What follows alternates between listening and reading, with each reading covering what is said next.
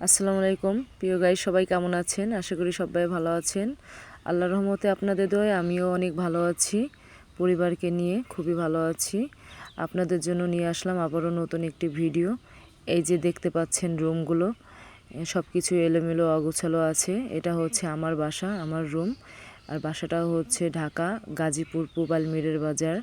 কারণ ওইদিকে shooting house বেশি। আমি যখন ঢাকায় থাকতে শুটিং করতাম, কাজ করতাম, মডেলিং করতাম, তখন এই রুমটা নেওয়া ছিল। 2 রুমের একটা ইউনিট নেওয়া ছিল। আর আমার রুমটা ছিল 3 তলায়, বিল্ডিংটা হচ্ছে 7 তলা পর্যন্ত। এই যে এলোমেলো অগোছালো দেখছেন, তার কারণ আমি রুম ছেড়ে দিয়েছি। যে দেখতেই পাচ্ছেন এখন আর কিছু নেই, সব কিছু নেওয়া হয়ে গেছে, টিরাকে ভরা হয়ে গেছে। বাসা ছেড়ে দিয়েছি, দেশের বাড়িতে সব কিছু নিয়ে আসতেছি। তার কারণ হচ্ছে আমার ফ্যামিলি থেকে সাপোর্ট করছে না, তারা চায় না আমি ঢাকায় একা চলাফেরা করি। তারা খুবই ভয় পাচ্ছে, বলতেছে মালসাবানা নিয়ে বাড়িতে চলে আসার জন্য। যে কারণে পরিবারের কথা মতো কাজ করলাম, মিডিয়ার কাজ ছেড়ে দিয়েছি, সব কিছু নিয়ে বাড়িতে চলে আসলাম। আসার সময় খুবই কষ্ট লেগেছিলো, অনেক মায়া লেগেছিলো, অনেক দিন থেকেছি। এই জন্য খুবই খারাপ লাগছিল, কারণ কেয়ারটেকার ওনরা আন্টিরা খুবই ভালো লোক ছিল, খুবই ভালোবাসতো, সবাই আমাকে সাপোর্ট করতো।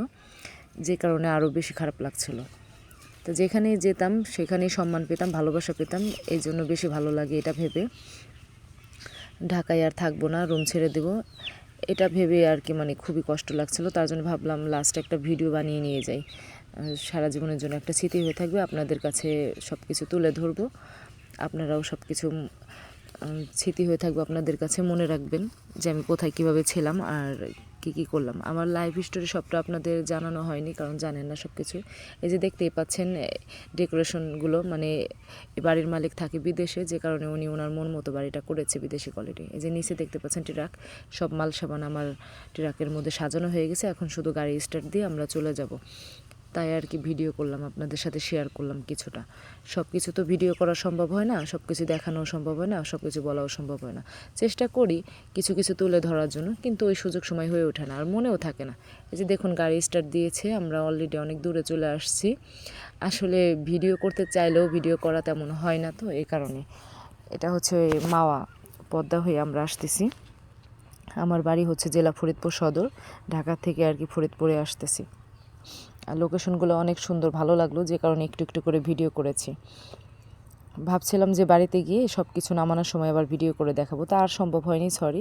তার কারণ হচ্ছে বাসায় যখন গেছি, বাড়িতে পৌঁছেছি, তখন হচ্ছে সন্ধ্যা লেগে গেছে। আর আমি এতটা টায়ার্ড, জার্নি করতে করতে, এতটা পথ জার্নি করতে করতে এতটা টায়ার্ড। বাসা চেঞ্জ করে কী যে একটা ঝামেলা, আপনারা বুঝতেই পারবেন যারা বাসা চেঞ্জ করেন।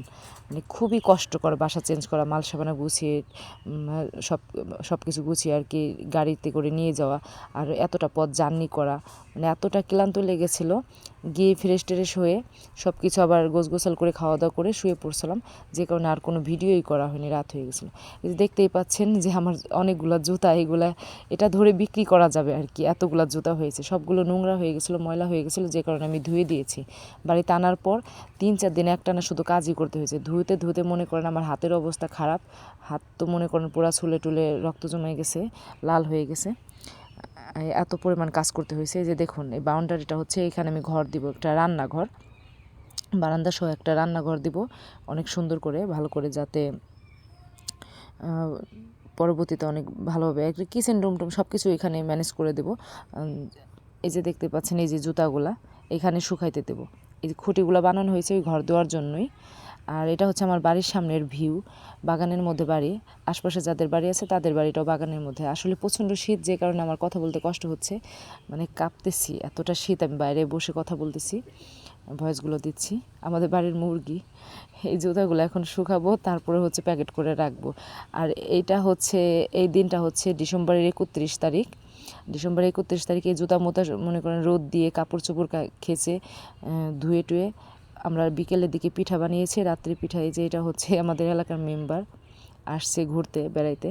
যাই হোক, এই যে কবরটা দেখতে পাচ্ছেন, ওই 31-এ রাতে 9টার দিকে আমার বড় মা মারা গেছে, আমার মায়ের নানি। আমার মানে এতটাই দুঃখের বিষয় বলতে হচ্ছে, বছরের প্রথম দিন থেকে আমার দুঃখের দিনটা শুরু হয়ে গেল। দোয়া করবেন যেন সারা বছর ভালো থাকতে পারি, সুস্থ থাকতে পারি।